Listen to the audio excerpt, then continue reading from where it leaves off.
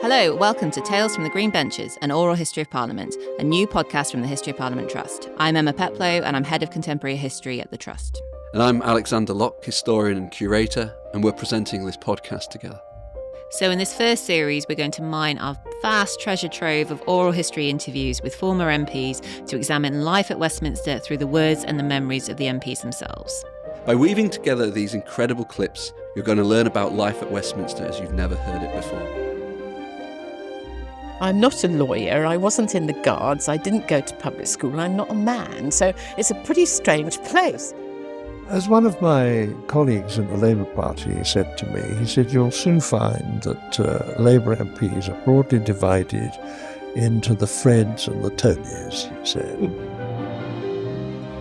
I was a bit more machine politician and quite matter-of-fact and just laid it out, so this is what happened.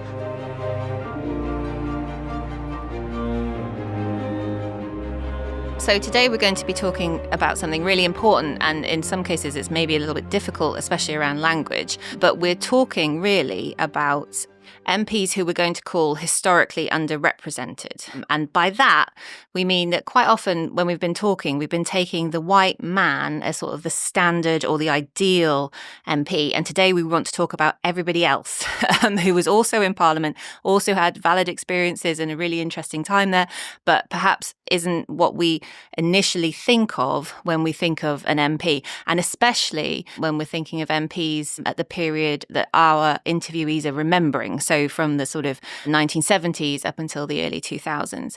And so those are people who are women, who are ethnic minorities, who are LGBTQ+, who maybe have a different religious background, and even to some extent working class MPs.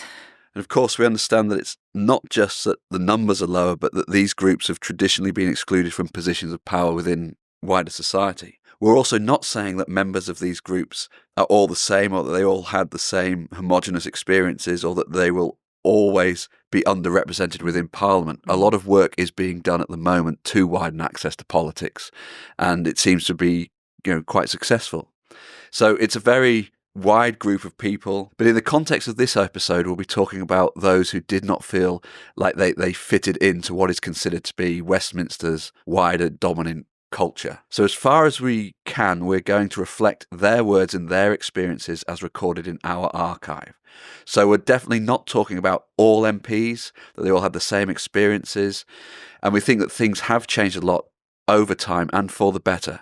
But this is a representation of what the MPs have told us. So Emma, we're talking about not being part of the club. Have you ever felt like that? Yes, I think I can definitely identify with quite a lot of the women's experiences who we're going to talk about today. And this idea that the place they are in or the workplace they're in isn't really designed with their needs in mind, but they've just got to deal with it and get on with it and get going with things as they are. So I can definitely identify with that. So our first clip really gets to the heart of this matter about what the ideal or what the standard MP really looked like. And it's from Diana Maddock, who later became Baroness Maddock. And she won a really whopping by-election victory against the Conservatives back in 1993 for the Liberal Democrats. I think she overturned a majority of about 20,000 in Christchurch with a swing of 40%. This is from her interview with Isabel White back in 2017 about how she felt when she first arrived. Because I'd won the by-election, everybody all around the country. That was the other thing I had to do, was go and talk to every local party dinner everywhere, did it, of what we did. And they used to say, well, what's it like, you see? And I used to say, I had a sort of get your patter after a while. And I said, it's a bit strange. I said, I'm not a lawyer. I wasn't in the Guards. I didn't go to public school. I'm not a man. So it's a pretty strange place. So I love that description of what a typical MP is. Especially not a man, not in the Guards, not a lawyer. And a lot of the MPs, the male middle-class MPs we interview are a lot of those things, aren't they? Often lawyers, give some flexibility in their work. And now here, Maddock comes in and she's not any of those things and feels a bit different. Yeah, definitely. And I guess we have to talk a little bit about stats about who was in the Commons at this point that we're talking about. And we'll try not to go into too much detail, but just to give everybody a sort of historical grounding about this idea of what MPs look like. All these stats we're about to say, by the way, come from a brilliant House of Commons library paper. They did a great thing on the background of MPs. So MPs were overwhelmingly men. So the year that Margaret Thatcher became Prime Minister in 1979, she was just one of 19 women MPs. And that sort of percentage, which is about 3%, is roughly the same between 1945 and 1987. So really overwhelmingly male institution. The numbers have slowly rose up until 97 when there was a big jump, the famous Blair's Babes that we'll talk about later. And since then, again, numbers have been slowly increasing. And currently there's about a third of MPs are women. So things are improving, but definitely not equal. Most of the MPs we're talking about were white. And it's really tricky to get a handle on this because it's a very self-defined thing. How do you decide who's what, as someone defines as their own ethnic background, is very personal. But the first sort of modern non-white members to enter the Commons since World War II, at least, were in 1987. So Diane Abbott, Paul Boateng, Bernie Grant and Keith Vaz entered then. And the numbers have slowly risen since then. So by 2010, there were 27 non-white MPs, and now there are 66. So that's really not that representative as a country as a whole.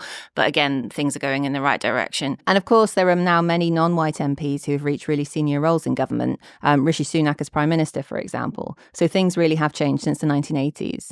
And now I suppose we should also talk about class, and particularly working class. And obviously class identity is very hard to define as well, and very, very personal. But I suppose we all probably have an idea in our heads of what you might class a working class person as, round things like accent, level of education, upbringing. So certainly Parliament was an overwhelmingly upper middle class institution. So in 1979, 73% of Conservative MPs and 55% of Liberal MPs went to fee-paying schools. This has decreased substantially, and in the Labour Party has stayed flat to around 20% of their MPs going to fee-paying schools. University graduates increased enormously, I suppose, reflecting that the numbers of people who went to university in the wider society. But back in 1979, just over half of MPs went to university, and now it's almost all of them. The professions is a little bit of a different story. There was a sizable minority of roughly 16% of MPs in 1979 who were what you might class as manual workers, and these are mostly in the Labour Party and had come up through the unions, but now it's down to about 3%.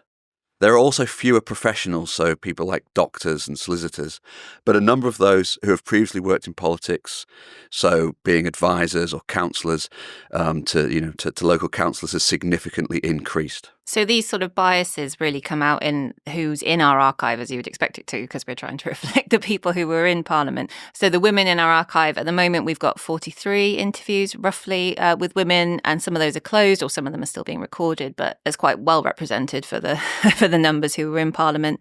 When it comes to ethnic minorities, sadly, we've just got the one voice at the moment in our archive, Labour's Parmjit Danda. We're really hoping to add more to this soon. But this is partly because if you look at the number of ethnic minority MPs who'd left the House by 2010, which is where our sort of cutoff was for a long time, there's barely any at all. I think it was around 10 or something like that. So it's a very difficult group for us to get represented in our archive, and it's something we want to work on. Again, class, it's quite difficult to put numbers on this, but I think we have plenty of interviews with MPs who considered themselves working class. So that's something that we think we're representing really well. And disability, we're just starting to record those experiences. So at the moment, we're in the process of interviewing David Blunkett and Anne Begg. So these sort of other experiences of the Commons and how it worked are starting to be represented a bit better in our archive. And this is reflected in what MPs tell us, so about the composition of the Commons and how that's changed over time.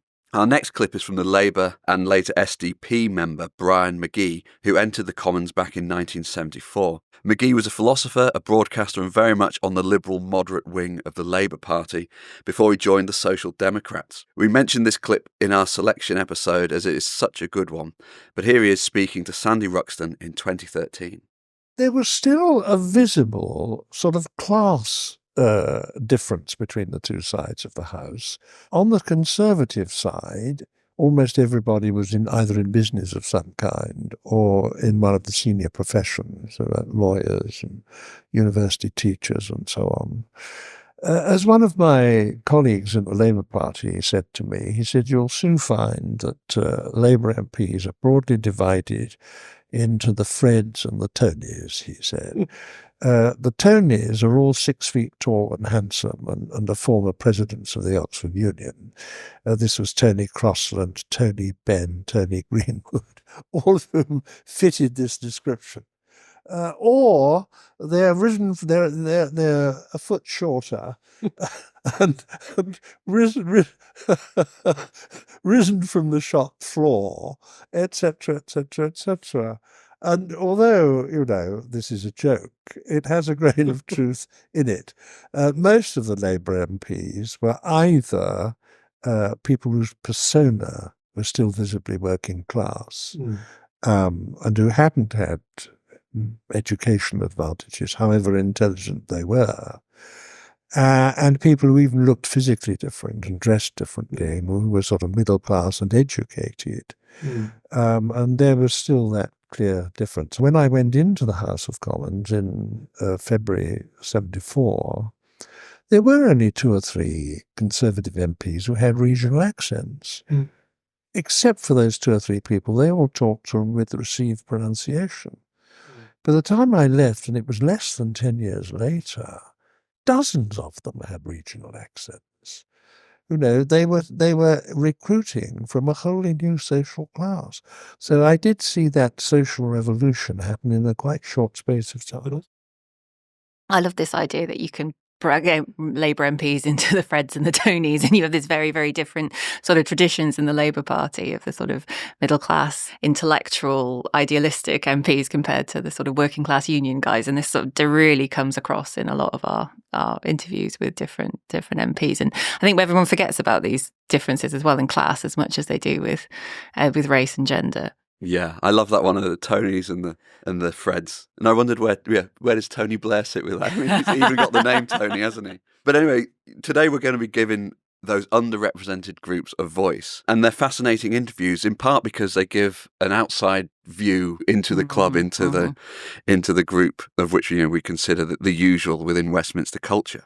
And they also tend to see their experiences through the prism of their, the quote, their otherness. So the women talk a lot about being female MPs. The working class MPs talk a lot about class and their experiences of class. And Parmjit Dhanda discusses his race a lot. Whereas the white male former public school boys don't often emphasize those identities and their experiences. They're just often accepted as the norm. Interestingly, though, these conversations within our archive are tending to change, aren't they? So women, particularly post, the cohort post the 1990s, aren't often talking about gender in the same way as the women from the earlier interviews. No, I don't think so. I think it's a really striking difference that the more modern women aren't sort of describing their entire life in gender terms in a way that maybe someone from the 70s who's fought really hard to get into Parliament and had to balance childcare and so on. And everything in their lives is this balance. It's not quite the same thing in the modern interviews or the more recent interviews. So it's an interesting thing. So perhaps we'll see how that goes and a new generation and where we get to with our archive on how far that changes. I guess we'll start firstly talking about selection, because this is, again, as we talked about before, this is really how individuals get chosen to be in Parliament, not so much about the election itself, but the selection process and how they're chosen to stand for their party. And we've said before that quite often that the selection, the people choosing these MPs have an idea of this ideal MP, and they are not generally picking people from underrepresented groups. And I think one of the best reasons or the best explanations we can give you is from Parmjit Dhanda, who was the Labour MP for Gloucester 2001 to 2010. So he's been interviewed quite recently for us in 2022 by Peter Riley. He's from a Punjabi Sikh family. So his parents arrived in the UK in the 1960s. His father was a lorry driver and his mother a local hospital cleaner, but she was also a union rep. So he had he had that sort of political background.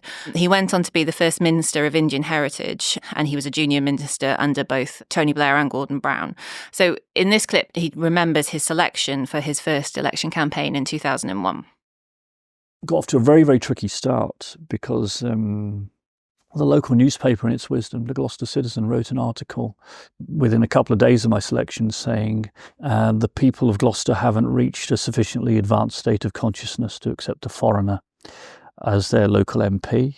It went on to say that I wasn't appropriate for a cathedral city in the west of England. And it went on to say that the Labour Party in Gloucester's made the same mistake as the Lib Dems did in neighbouring Cheltenham in 1992, when they chose a black lawyer to be the candidate. And if Labour's serious about keeping its marginal seat of Gloucester, the NEC should meet and choose a more appropriate candidate. So I had that, which wasn't easy. It had to be dealt with. So I contacted, when it was sent to me by fax, I gave it to a wonderful fellow called Matt Carter, who was the regional director of the Labour Party in the Southwest. And he was really quite upset about it. I was a bit more kind of machine politician and quite matter of fact, and just laid it out, said this is what happened.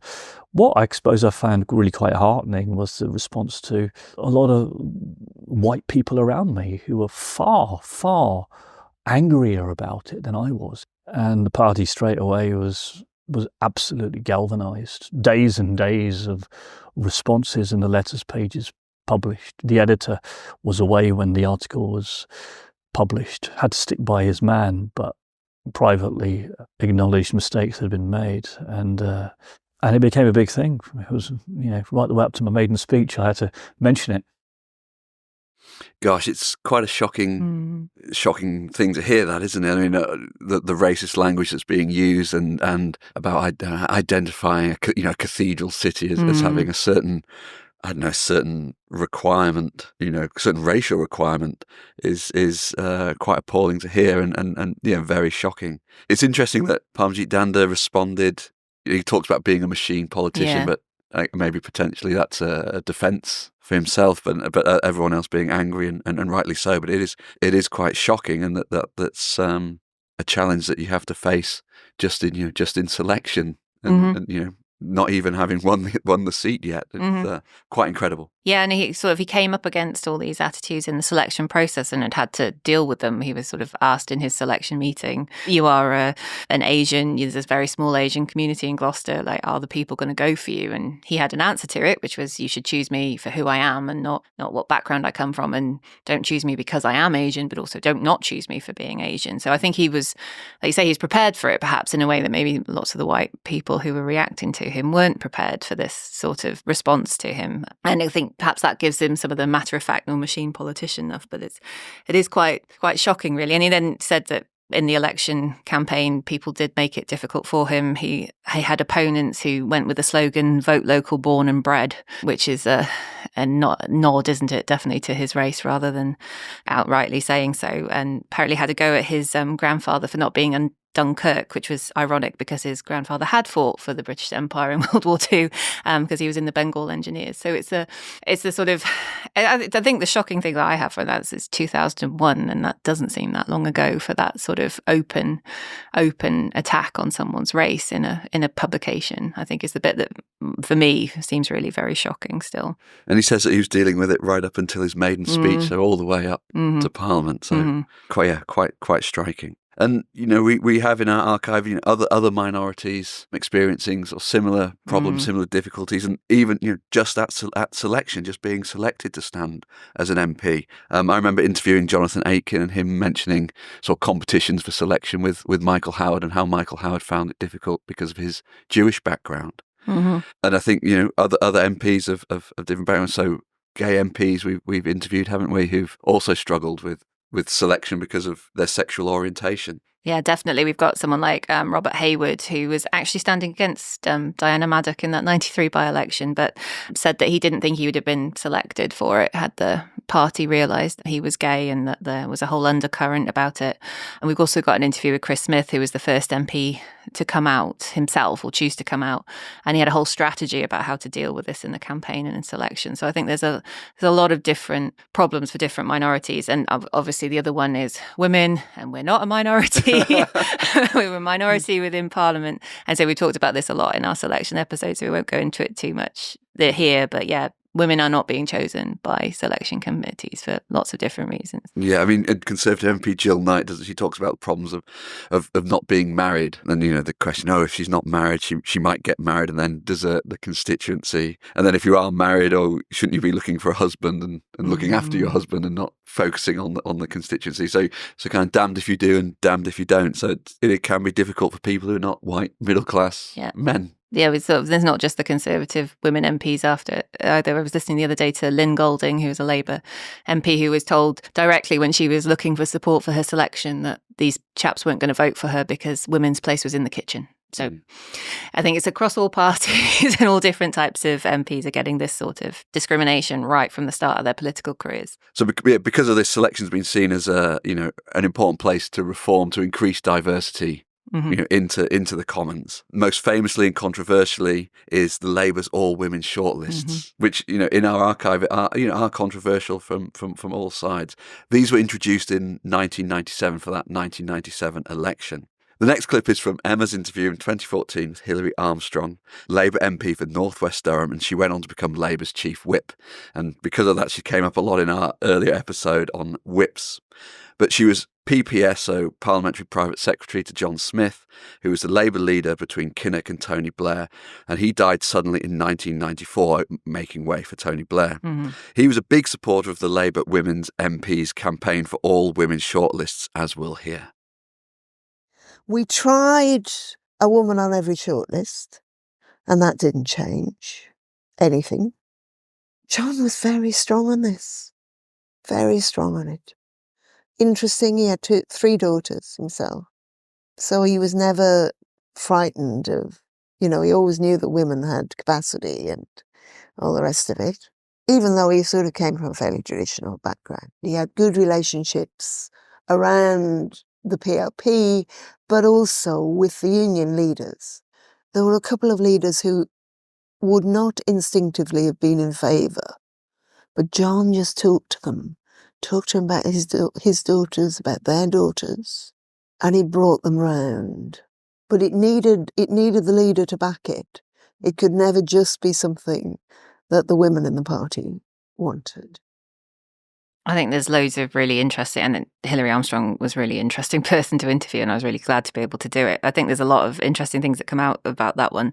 The first, the need of the leader to be behind it, that it couldn't just be seen as sort of a sidelined, a women's issue, as something that they were going to get up to. The fact you needed the leader's support to get it through. And the fact that it really was the last resort, and they tried all these various different things to come up with, to change, to get more women into Parliament, and nothing had worked. It's been a long and difficult process to get more women into the Commons, and just how controversial. I mean, they remain really controversial in our archive. There's a real worry by all women MPs of all stripes that they wouldn't have been taken seriously if they'd been elected on an all-women shortlist. And someone like Anne Taylor, who was the first woman chief whip for the Labour Party, that she didn't think she'd have felt on equal terms if she'd been elected on an all-women shortlist. And someone like Mildred Gordon, who was elected before there were all-women shortlist, saying that she'd been accused almost to be elected on an all-women shortlist, and how offended she was at this idea that she wasn't there in her own right. So there's still quite a lot of resistance, even within the women in the Labour Party, to this quite significant measure. Yeah, I remember interviewing Sylvia Heal, Labour MP, and she initially says in the interview that she wasn't in favour of it. She felt that she should be chosen because of who she was, not because of being a woman, and that her experiences in the Labour Party hadn't generally been circumscribed by her sex. But then, having come into Parliament and having met other women MPs who were on those shortlists, she learns gradually how important it was for them, and how important it was for widening access to Parliament. And it has been quite a successful policy. I mean, if we look at the makeup of the Commons today. Yeah, there was a massive jump in 1997 for the number. It's 101 Labour women MPs were elected in 97, making 120 women MPs in total that year. So that is a really big difference from anything that went before. So you've got to say that it worked, even if it was controversial. And we do have interviews with some of those 97 women who were on all women shortlists who say they don't think they were taken seriously in the Commons, that there was this idea of discrimination about them, that they were labelled together as sort of not being there on equal terms, but they were able to get over that by being there and doing the job, and it was just something they had to go through. And then, of course, they were all tarnished as Blair's babes by that now very infamous photograph. And I say they hated that label, and they hated that thing. Sylvia Hill was very critical of Blair's babes. Absolutely. I say Hilary Armstrong as well, just saying it should have been something of celebration and recognition. And no, we were all dubbed Blair's babes by now. Maria Fife, Labour MP, says, I remember saying, if anyone calls me a Blair's babe, I will sue. Quite rightly. She'd been in Parliament a long time as well. She'd been 10 years by then. But yeah, she was furious about it. And it's fair enough, they should be furious about it. To be sort of belittled like that by the media is not something that you think that we now look back on as a real positive step for representation, and just how it was received at the time wasn't quite the same. And I should say we also have voices in our archive from Lib Dem women who campaigned for all women shortlists, although it didn't get through. So people like Jackie Ballard, Sandra Gidley.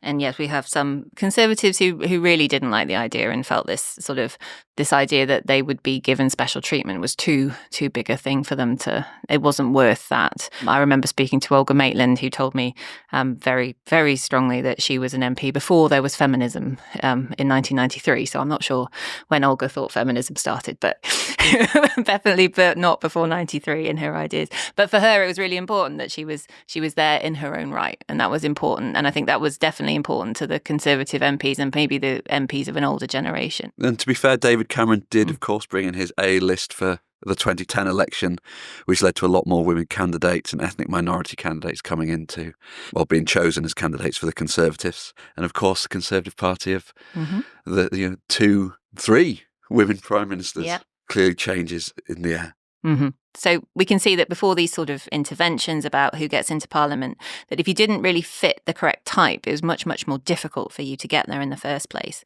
So once you were there, what did it mean then for you to get into an institution that was really overwhelmingly white and male? I think especially for women and working class MPs, when they're describing the times in the 1970s and 80s, they're really coming up with a picture of quite a difficult working environment and some very, very hostile and difficult situations that they were put in.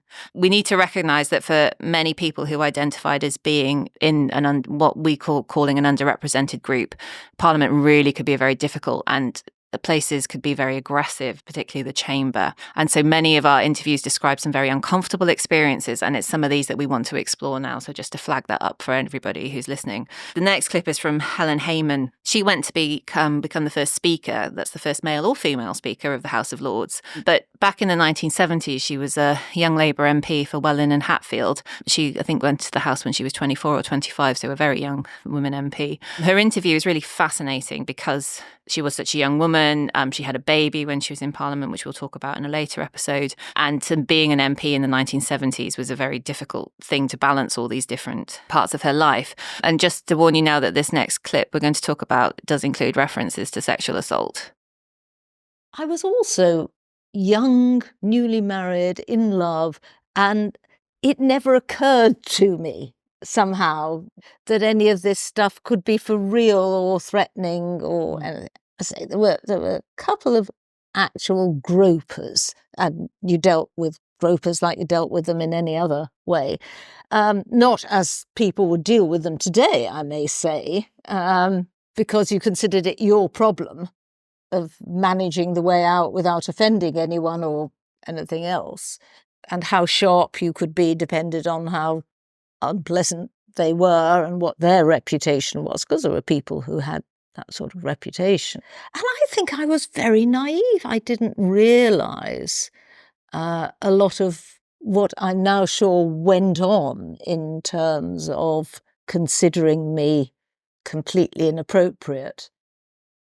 And that, again, is another quite startling clip, isn't it? To hear about, people with a reputation, of groping, of sexual assault. And that it was, as Helen Hayman says, it was your problem to deal with, that there wasn't people to defend against or to potentially complain. And that people had this reputation, and based upon that reputation, that impacted the way in which you could respond. Mm-hmm. How sharp you could be. How sharp you could be, which suggested that behaviour was getting on. And I suppose the naivety of the the people around her, and as she admits herself, around it. But it's very shocking to hear a discussion of what was taking place in the 1970s. I think you should say that's really the only direct reference we have to any women being, or the women MPs we've spoken to, of any form of sexual touching or anything like that. That's the only one we have.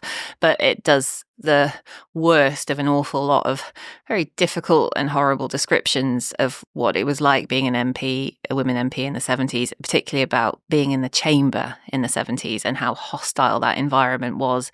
And that goes on right up until the 2000s, unfortunately. So Jackie Ballard, who was a Liberal Democrat MP in 97, said that she'd hear all these barracking and hostile and inappropriate and sexist comments from the benches, and one particular Tory MP talking about the Labour MP Angela Eagle, who's a lesbian, and saying, "Oh, well, I'd give her one and she wouldn't be gay."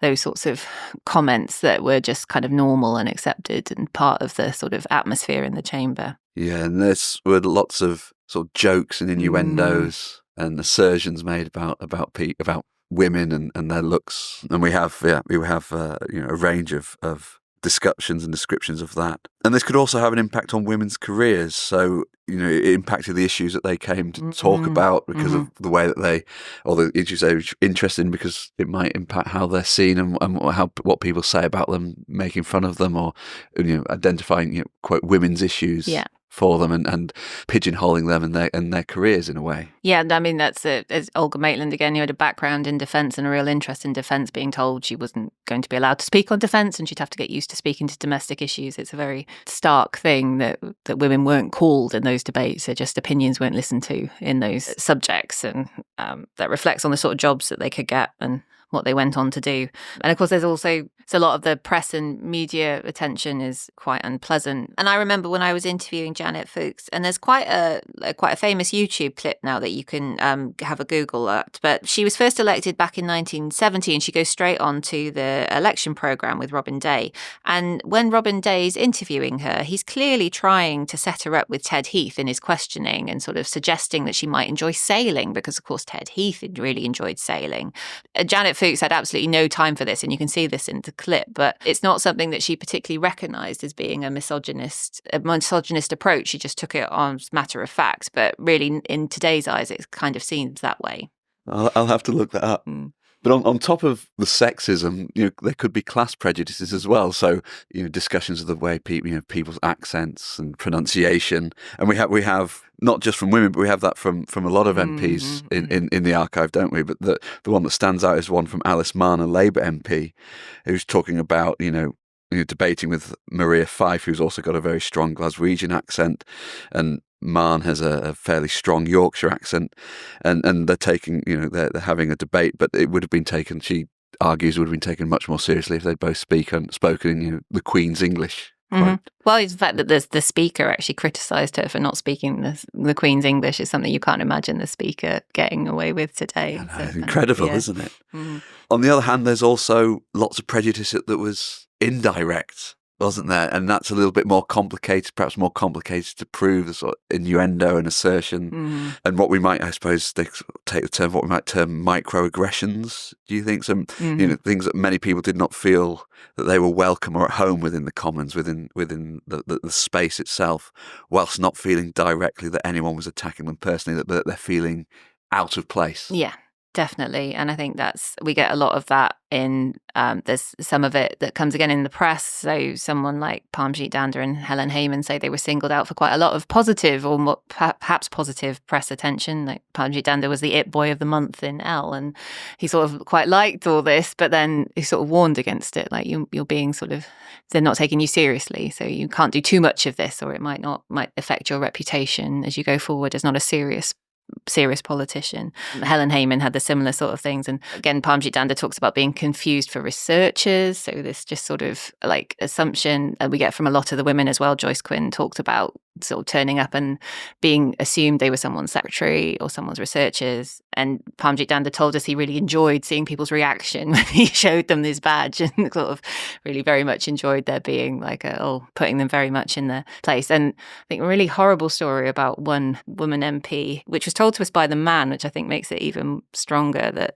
he didn't want to share an office with this woman, so deliberately got all his mates in to smoke in the office and to make the office seem really foggy and unpleasant and uncomfortable. So she'd have to be the one to go and complain and ask for a new office. So that sort of term of, I guess that is what we would call a microaggression, isn't it? That's making someone uncomfortable, making them be the one to act out and act differently. And then they're being then blamed for being, unhelpful or not being, or being picky or making a fuss. Yeah. So it's that sort of thing about not being in the club, not being part of the unwritten rules, not understanding how things worked.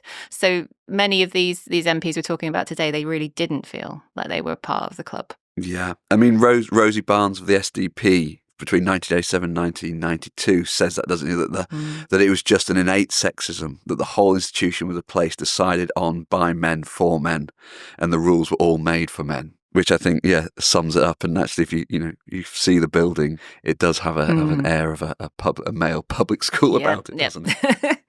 But I think that leads us quite nicely into our next clip, doesn't it? So here again, we've got Parmjit Dhanda, and again, apologies that it's embarrassing that he's the only voice in our archive of an ethnic minority. But here, Parmjit is describing the phenomenon of being kind of inside the club, but at the same time not really feeling part of the club, or not, not someone who might, necessarily be what we understand as, the stereotypical MP.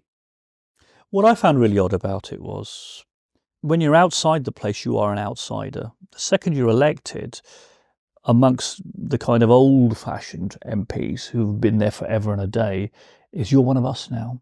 Welcome to the club. And I just found that really interesting, that kind of like, it's all about, for some people, it's all about being in the club. So it was very friendly. It was not partisan, unless you choose to make it so. I think there was a curiosity towards me as well. So people would actually, regardless of their political hue, want to come over, say hello, talk. Amongst the old guard, who you'd think, oh goodness me, will they not accept, someone of a different class, white, up class, who may not, have had any time of day for me if you saw me on the street. But all of a sudden, as a fellow parliamentarian, they seem to be kind of like, oh yeah, well, this is all great, we're all chums together kind of thing. And I've always found that a little bit curious. There is a conservatism out there with a small c, which is, let's protect what we know. We quite like things as they are. We don't want to see changes to pensions or rations, allowances, or little things that they're pushing in terms of the tea room. It would always be that kind of thing. Or, my goodness me, I actually had a Conservative MP when I was playing cricket for the all-party group. I turned out once or twice for them. And said, it's great that you're playing. You must tell your lot that we mustn't get rid of the hereditary peers. I said, what? What's that got to do with the game of cricket? He goes, well, look, so many of the players in our team, some of our best ones are hereditary peers. If we lose them, we'll have a shadow of the team we used to have. I just thought, what an absurd conversation. But that's the kind of thing that would... it would make you smile, but it would kind of like worry you as well a little bit. Maybe, yeah. You're here in your own rights. We've all had to fight to get here, and maybe there was a little bit of that us against the rest of the world, perhaps. But I mean, I was someone who's always been very aware of the fact that you're here for your time here is time limited. You're not going to be here forever. And when you're not in there, are these people going to want to know me? Probably not.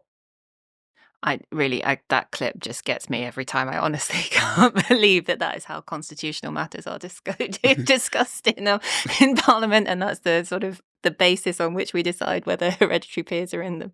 Whether they'll be good for the team or not. No, but anyway, the other thing that, aside from the slight absurdity of that, is that what I find really interesting is that Peter Riley, our interviewer, who we've cut out of that clip so you can hear what Parmjit Dhanda has to say, but he really pushes him on this idea that you were in the club, you were elected, you were accepted, you were part of it, and you were part of it on its own terms and your own merits. And once you were in, it didn't matter about your class or your gender or your race or anything, it didn't matter. And that Parmjit Dhanda still didn't feel part of it.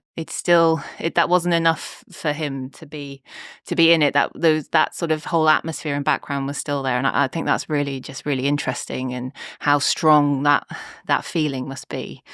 Yeah, definitely. And this is a feeling that it is echoed in the experience of lots of other people, both men and women, who felt themselves to be outsiders as well, that they've been elected into the club, so to speak, but they still feel a little bit anxious about their background that doesn't quite make them feel like they fit in. So David Hinchcliffe, a Labour MP, talks about, with my background, I felt a little bit, I wouldn't say overwhelmed, but you could have felt quite inferior. Mm-hmm. And I suppose there's perhaps in all walks of life there are possibilities of feeling inferior, but if you're not quite part of this club, which has a very long historical tradition, those anxieties might be enhanced in a way. Mm-hmm. And it draws so much on the sort of public school, like Oxbridge, sort of those sort of vibes. And if you don't feel happy or comfortable, that's quite a big hurdle for you to overcome, to sort of get on and do your job, get on and be an MP. So it's sort of a very difficult thing for people to have to get over. But then I think what we did find from pretty much everyone we spoke to, that they had a very different set of responses to that situation and how they dealt with it, but they all did deal with it and they all did get on with it. And I think that's sort of a very positive thing. I think some of the most difficult ones we have when we're listening to our archive is the group of people who completely deny that there was any problem at all. And I find that one quite difficult to square when I hear what sounds to me like a very misogynistic, very sort of class-based thing, and that once you got there wasn't a problem. But so the next clip is from my interview with Janet Fuchs, who I spoke to in 2013. She was a Conservative MP, firstly for the London seat of Merton and Morden, and later for Plymouth Drake. And she sat from the 70s right up until the 1990s and was in Deputy Speaker before she retired. And she's now Deputy Speaker of the Lords, so she's still very much an active parliamentarian. When I interviewed her, I'd seen this clip that we talked about earlier of the Robin Day interview, and I'd seen the sort of pressure she was put under. And she told me things up and, for the interview, that there were certain seats she wanted to apply for, and those seats specifically said no bachelors, no women in the advert. So she'd had what I considered to be quite a lot of prejudice against her and against her political career. So I asked her very directly about the difficulty she felt like being a woman in Parliament, and I was quite surprised to hear her response to this. I know a lot of women MPs who've come in after me have complained about sexism and all the rest of it. I didn't find any of that. In fact, if anything, it was an advantage because you certainly stuck out. I think there were 17, 19 women MPs, all told. So your face would become familiar. You would stand out. So I found that, if anything, an advantage rather than a disadvantage. And I didn't find anybody treated me nastily. On the contrary, I found people very welcoming. You can only speak as you find, and I did not find that I was the object of ridicule or any of these things which people complain of. It just didn't happen to me. So that's a very interesting clip, isn't it? I like that idea that you can only speak as you find. Mm-hmm. And I suppose that speaks to Janet Fuchs's personal analysis of her own experiences. I mean, you suggest that she was not selected for certain seats because women weren't allowed. She even notices that there are between 17 or 19 women MPs all told, which does suggest a wider prejudice for women. But as she finds it, that could be a benefit for her, and that people were chosen on their merits, not because of any personal identity attributes. And I suppose that's something that we're finding throughout our archive, aren't we? That people are all individual, and people respond and understand their experiences in very personal and individual ways. That groups aren't homogenous and are individual. And I guess that's the real strength of oral history, that you learn you hear the individual voices and learn of the individual experience. Yeah, we have a lot of people who have trouble with that particular clip and that particular attitude, who sort of researchers and people who come to us and find it very difficult to make sense of the context of it. But clearly that's how she saw it, and that's how she made it. Yeah. And I mean, she's not the only one, is she? I mean, no. Lynn Golding a Labour MP, talks about, and she says, quote, "I've never been a divider of sexes," and this might be difficult. She says, it comes from women's insecurity. So there you go, Emma. Yes, I don't know what all the fuss is about. No, she goes on to say it's because middle class educated women have more time to think about these things. So I definitely think she's having a go at my point of view from there. But yeah, so that's her point of view and her argument and attitude, and we take those.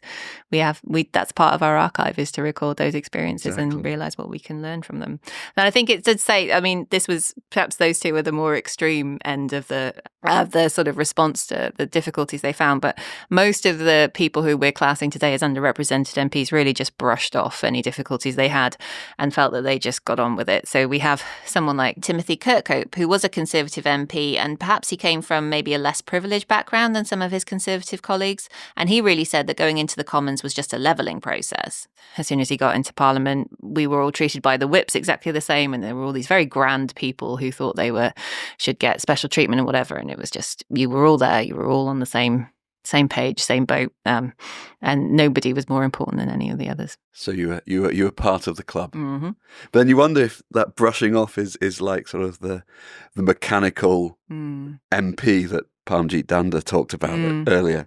But we do have, gay MPs who also talk about the support that they had in the Commons, and that they did feel supported. I mean, we have the interesting one from Chris Smith. Mm-hmm. Talking about how Edwina Currie comes, comes marching into the tea room, and Chris, I understand that you have come out. Well done. And she turns on her heels and goes out. So there is a supportive atmosphere, and that is something that actually we hear a lot in our interviews, don't we? That MPs, even across the political divide, do support each other and have each other's back. You can totally picture Edwina Currie marching across the tea room to say, "Well done." It's such a sense, can't you? But yeah, no, I think there's still this sort of cross-party idea of a club does have positives as well, I guess, than it does have the other side of it.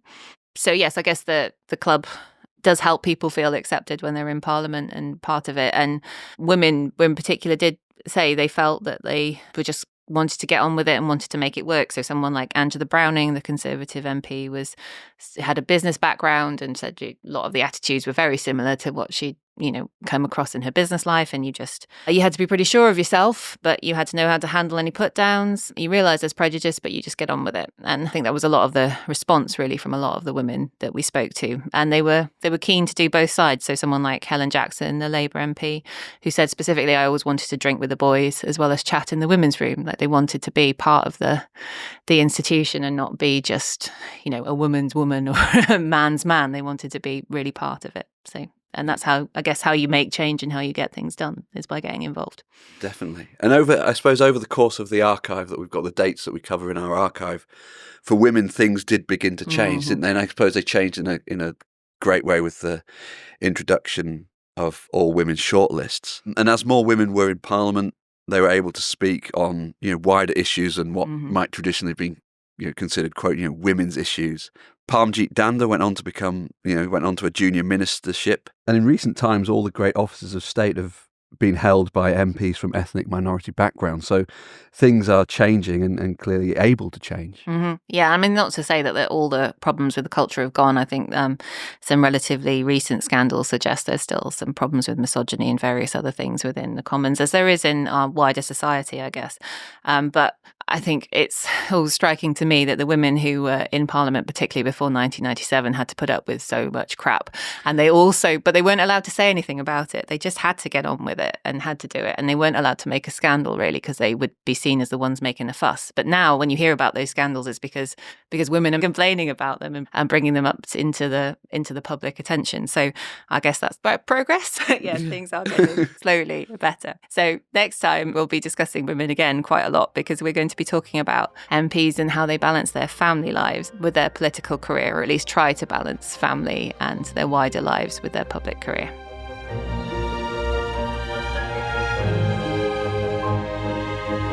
Thank you for listening to Tales from the Green Benches from the History of Parliament. If you enjoyed this episode, please do leave us a review, follow and share with all of your friends.